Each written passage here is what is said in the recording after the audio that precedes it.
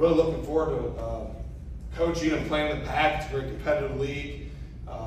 Lastly, just like thanks everybody come out tonight. Hope you guys enjoyed your evening. Thank you. My 8th year now as the head football coach at Sandy Valley. I've been at Sandy Valley for 17 years. I've been a head coach all 17 years, either as a head coach of baseball or head coach of football or both. And you know, each year is different, right? Each sport is different. And you know, I think these guys, I really enjoy Sandy Valley community. You know, it's hardworking. It's a very proud community, and again, they truly love their Cardinals. We have 10 returning lettermen, although we are still a very young football team. Our 5 seniors have yet to taste a victory at St. Thomas. As I mentioned our schedule, I know that there are some teams that looked at their schedule, saw St. Thomas, and penciled in that big W. For the love of my seniors, Matai McCluskey, Joy Sinclair, Michael Gilmore, DJ Cross, and Josh Smothers, and all those vested in the program, we want to make sure that somebody on that schedule has to get their race around. Go Knights. Our kids have done a great job this offseason. They worked really hard. We have 3 senior captains, Austin Maddox, Dominic Scott, and Michael Millen. And we have 1 junior captain, John Clintworth. And they've done a great job leading our team. And last year was a little rough. We had 8 seniors. It's always bad when your softball team has more seniors than your football team. So this year we got 22 seniors. They've all done a great job. We bring back 20 lettermen, 9 returning starters on both sides of the ball. So there's a lot of expectations for our kids. We graduated 5 seniors, so we got a lot of returning lettermen and returning starters from a year ago. Offensively up front, we're returning 2 guys. 2 of our leaders, Luke Sopoline and Bradley Garber, played for us last year. They're coming in as returning veterans, and they're bringing some leadership for some of our younger guys. Our receiving corps, we return a lot of guys, probably 6 guys that played a little bit last year. We're led by Laney Cross and Carson Nickey there. We returned 2 starting quarterbacks. We have a senior, Chase Badger, that played 2 years ago, that moved to wide receiver for us last year when we had some injuries at our receiver spot.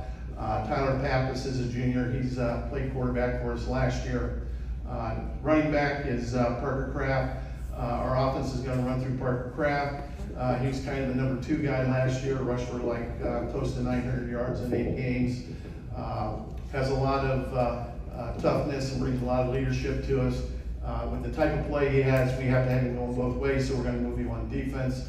Actually, besides the school role, all those guys that I mentioned already will also have to move over defensively and play some on defense. But I'm going to bring a few of those things up that I talked about last year and the year before. Is one of the first things that I knew I had to do when I came to Minerva to find out where we were at as a program is change of culture.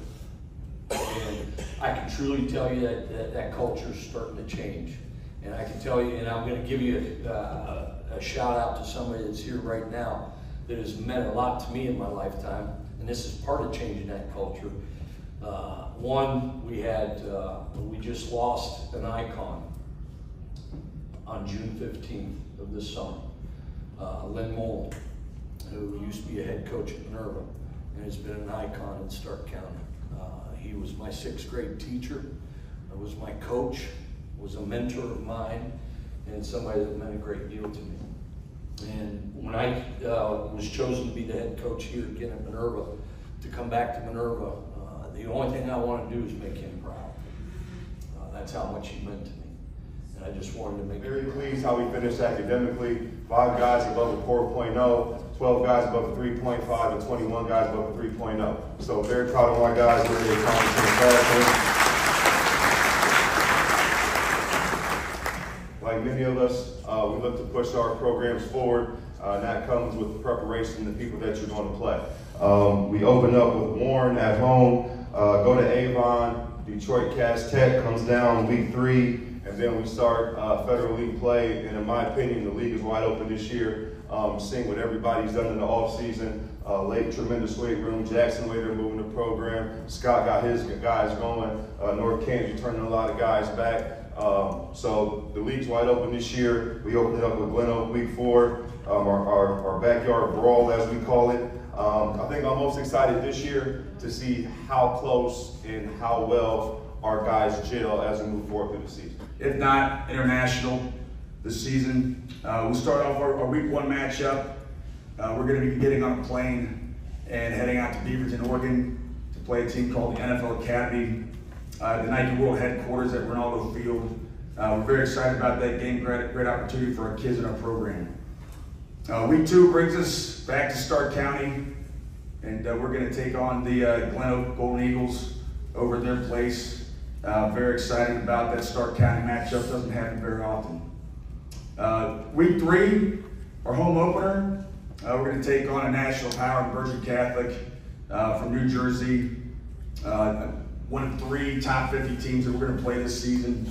Some people have them in the top 10 in the country, so we're very excited about that matchup. We'll be at St. Ed's week 5, another top 50 team in the country, the third one of those, DeMatha, out of the DC area in Maryland, rounds out our 3 top 50 teams, week 6. And we get our rivalry game, the greatest high school football game in the country at our place this year against our foe, the great Camp McKinley Bulldogs. 50 guys last year. This year we're sitting at 63, 9 through 12.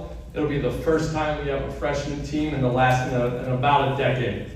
We returned 5 starters on offense, 4 on defense, and we're going to return 14 seniors and 18 lettermen.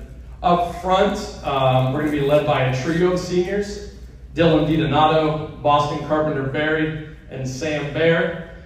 We've been lifting 4 days a week since January. Boston has not missed a single lift the entire time. So really excited to see what he does this Friday, or on Fridays. Bryson McCord's going to be our quarterback.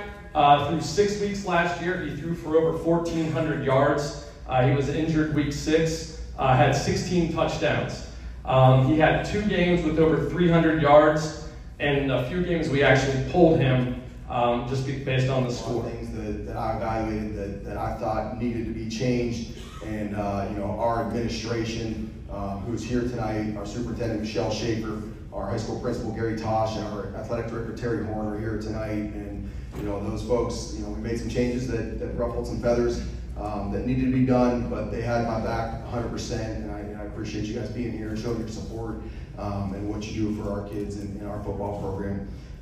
We'd like a big shout out to our coaching staff and their families, the sacrifices they make, giving our kids first class experience and pouring their heart and soul into these kids like they're their own children. We got a great staff. I'm excited to work with these guys this year. Our senior captains were led by 4 very good football players, but more importantly, some great individual student athletes. Charlie Christopher, 3-year returning linebacker for us, best linebacker I've ever coached. Ryan Lippy plays defensive end for us. We'll also be playing some offensive line, 6'4.5". He's going to Air Force. We're excited about him. Cohen Stahl, one of our tackles, and Dylan Sponseller, strong safety wide receiver for us. 4 quality young men that not only are really good football players, but do everything off the field as well that you want them to do. In that aspect. I'm also an individual that's certainly very heavily involved with our entire youth program, having 4 kids, 2 of those guys right now at the age being boys that are involved. I try to get to every practice, and I promise the kids I'd try to get there tonight, but obviously that's not going to happen. But as a program as a whole, we have 475 kids involved in our youth program. 8 through 12, we have 180 football players, and 94 of those guys are being on our varsity staff. So as a program, we talk about numbers, and it doesn't equate to everything, but certainly, I'm certainly blessed in the situation I am right now. Continue to grow, develop. I was telling some coaches there, we're tired of hitting each other. It's time to move on, and we're going to do that Friday as we're taking on Ashland at our place. The Friday evening thing's a little different. And then a week later, we take on Tim Goodman, the Lions Aviators. 2 challenges for us up front. We start up front with Akron Brookwood, our place. Then we go up to Hudson as we get our season started. Then we get into the Federal League and Louisville in that mix as well. So it's a tough schedule, challenging schedule for us. We know that. We got to continue with this young roster as they're developing into veterans to continue to develop and get better as football players. To do that, we always push back We always talk about our core values there: attitude, effort, and family. You gotta have the attitude when you show up. You gotta give an effort every day. You do those things, you give yourself a chance to win. Pay attention to those details, and always remember you're doing it for your family. We have some kids, Milt Burt's back at quarterback. We have our center back, our inside linebacker, a safety up the middle there, and it's a small group and it's a talented group, and we're excited about those guys. Aiden Lennon, our center, David Potter, inside linebacker. We have some guys that we think can play some football. Our junior class is very talented. We're excited about those guys. Our sophomores, same thing. We're going to play some young guys, and we're excited about that. Our numbers are down a little bit as far as that senior class, but we have 100 kids out for 7th and 8th grade football, and that's unbelievable. We're excited about that down the road. So, hey, congratulations to all you guys, and best of luck. Stay healthy and get after it. All right, go Eagles. We've got 7 or 8 guys back both ways, so we're looking to have a lot of experience, but we've got 3 guys that we have to replace that are going to play D2 football. And everyone I've talked to at Fairless, we've never had 3 guys leave Fairless to go play D2 football and go to school. So they were great players, but great people. So that's a really big thing for us, that we've got to replace them. Everybody's asking who's going to be our quarterback. Mikey Ritterbeck's our guy. He's a sophomore, started as a shortstop as a freshman, and was top 5 in the county for RBIs. So we're really excited to have him. We'll find out what we're made of quickly on Friday. We scrimmage Indian Valley, who's a very tough, physical, well-coached football team. And then we open up at Sandy Valley on a Thursday night, which we're really excited about. It's turned into a great rivalry.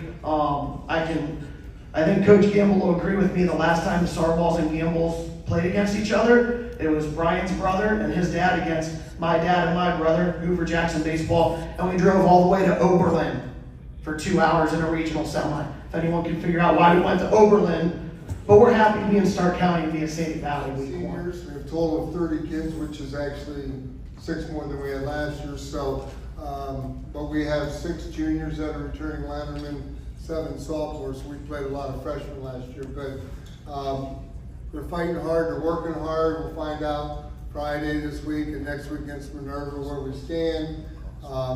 But like I said, we'll do our young kids. We got some big kids. Got a couple kids that are in the band that are playing football too. The one boy's about 6'5", wears a 17 size shoes. So if you want to do both, come on, we'll move you along and do whatever we can. So, but we're trying to accommodate both sports. I got kids golfing that are playing football, and then you got kids running cross country that are playing football, and kids playing bands. You got to do what you got to do.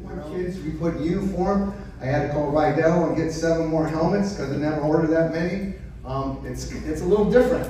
And back in the day when we had 38, 40 kids, practice a little bit different. We got more people involved, which is nice.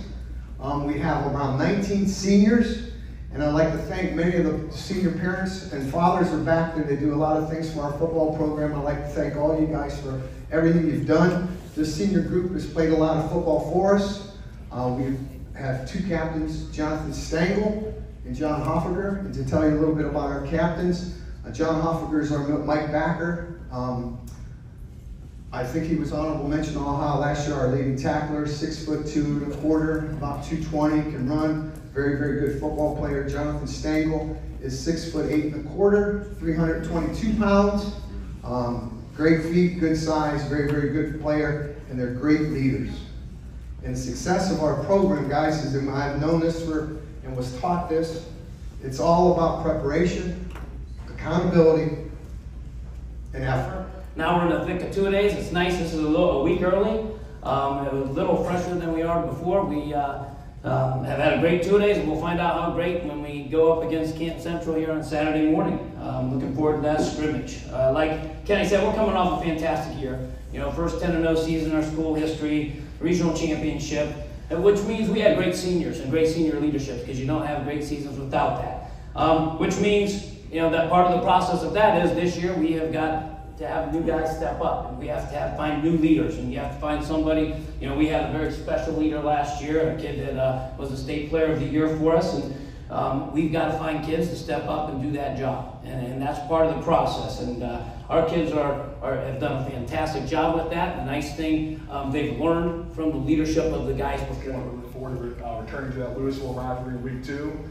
We play Central Catholic in week 5, which has been a really good rivalry for us. And then the EBC kind of gets lost in the shuffle sometimes in Stark County because we're kind of the armpit of Stark County, as they call it. But it's a really good Division 3 and 4 league that features Arlington and Minerva, so we're excited to go against those guys as well. So hopefully I did okay following Bernie. The rest of you guys, the pressure's off. Good luck to all you. Stay healthy and go Aviators.